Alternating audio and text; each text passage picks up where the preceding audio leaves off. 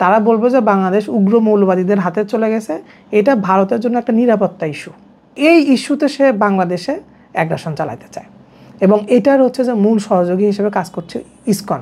এই সিকিউরিটি ইস্যুর কথা বলে আমেরিকা ইরাকে আক্রমণ করছে। আমাদের দেশের হিন্দুদেরকে তো আমরা চিনি।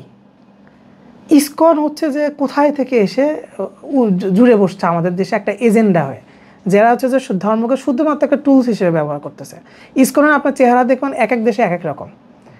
ইন্ডিয়াতে ইসকন অনেক আগ্রাসী, আবার ইসকন খুবই সফট একটা সাংস্কৃতিক সংগঠনের মতো ইউরোপে।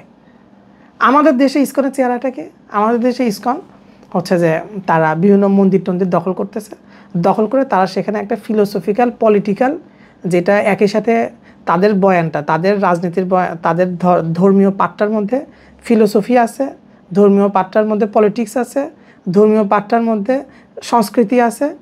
এই সব কিছু মিলিয়ে তারা একটা নতুন ধর্মীয় বয়ান নিয়ে আসছে। এই ধর্মীয় বয়ানের মূল উদ্দেশ্যটাই হচ্ছে যে ইন্ডিয়ার স্বার্থ রক্ষা করা। এরপরে এসে আমরা এখন হাসিনা পতনের পরে আমরা এসে চিন্ময়ের মধ্য দিয়ে আমরা একটা নতুন বাস্তবতা দেখতেছি ইসকনের। সেখানে কি চিন্ময় আসছে, চিন্ময়ের সাথে খুবই গুরুত্বপূর্ণ হিসেবে এখানে আসছেন এই যে চট্টগ্রাম বিশ্ববিদ্যালয়ের সংস্কৃতের অধ্যাপক কুশল বরণ চক্রবর্তী। ডক্টর কুশলের খুবই ঘনিষ্ঠ যোগাযোগ হচ্ছে যে যোগী আদিত্যনাথের সাথে। এখানে আসছে নিহার চন্দ্র হাওলাদার, সে খুবই ঘনিষ্ঠ যোগাযোগ রাখে ইন্ডিয়ার বিজেপি রাজনীতির সাথে সরাসরি। তো এরা সবাই মিলে সরাসরি এখানে তারা এই ইন্ডিয়ার সেই শূন্যস্থানটা তারা এখানে পূরণ করতে চাচ্ছে। কিভাবে? তারা অব্যাহতভাবে উস্কানি দিয়ে যাচ্ছে মুসলমানদেরকে।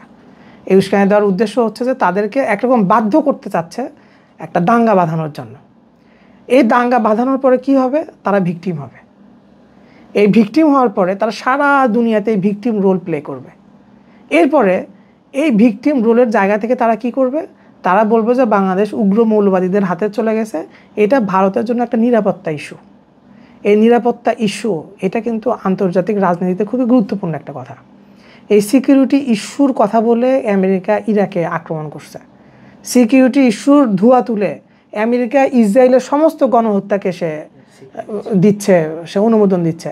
এই সিকিউরিটির ইস্যুর কথা ইন্ডিয়া তুলতে চায়, তুলে এই ইস্যুতে সে বাংলাদেশে অ্যাগ্রাসন চালাতে চায় এবং এটার হচ্ছে যে মূল সহযোগী হিসেবে কাজ করছে ইসকন। আমরা আসলে কি করব? আমাদের বাংলাদেশের মুসলিমদের আসলে দায়িত্ব কি এখানে? আমাদের ফার্স্ট দায়িত্ব হচ্ছে যে কোনো সাম্প্রদায়িক দাঙ্গা হাঙ্গামার মধ্যে না চালানো, টোটালি না। কোনো মুসলিম ব্যক্তি যিনি আহত হচ্ছে তার ধর্মীয় মূল্যবোধ বা কোনো কিছু, উনি এমন কোনো সিদ্ধান্ত নেবেন না যেটা সামাজিক এবং রাষ্ট্রীয় প্রভাব আছে। কোনোভাবেই দাঙ্গার মধ্যে জড়ানো যাবে না। প্রশাসনকে আন্তরিক হইতে হবে, এটা হচ্ছে আমাদের দায়িত্ব। তো প্রশাসনের দায়িত্বকে, প্রশাসনের দায়িত্ব প্রথমত সাহসী হওয়া। পুরো বাংলাদেশ তার সাথে আছে, তাকে সাহসী হইতে হবে। এবং প্রশাসনের দ্বিতীয় দায়িত্ব হচ্ছে যে যেটা উপযুক্ত মনে হবে সেইটা করতে হবে তাকে। কোনো ভয় ভীতি লোভ ইয়ের কারণে তাকে সরিয়ে আসলে হবে না। আমরা প্রশাসনকে সম্পূর্ণ সহযোগিতা করব। তার মানে ইসকন বা এই ধরনের যে কোনো উস্কানিতে আমাদের দায়িত্ব হচ্ছে যে ল যেটা আছে এই লর ইমপ্লিমেন্টেশনের ক্ষেত্রে সর্বোচ্চ সহযোগিতা করা প্রশাসনকে, কিন্তু নিজেরা কোনো দাঙ্গা হাঙ্গামার মধ্যে না জড়ানো, সর্বোচ্চ সহনশীলতার পরিচয় দেওয়া। ইনশাআল্লাহ তাদের এই ষড়যন্ত্র বাস্তবায়ন করা সম্ভব হবে না।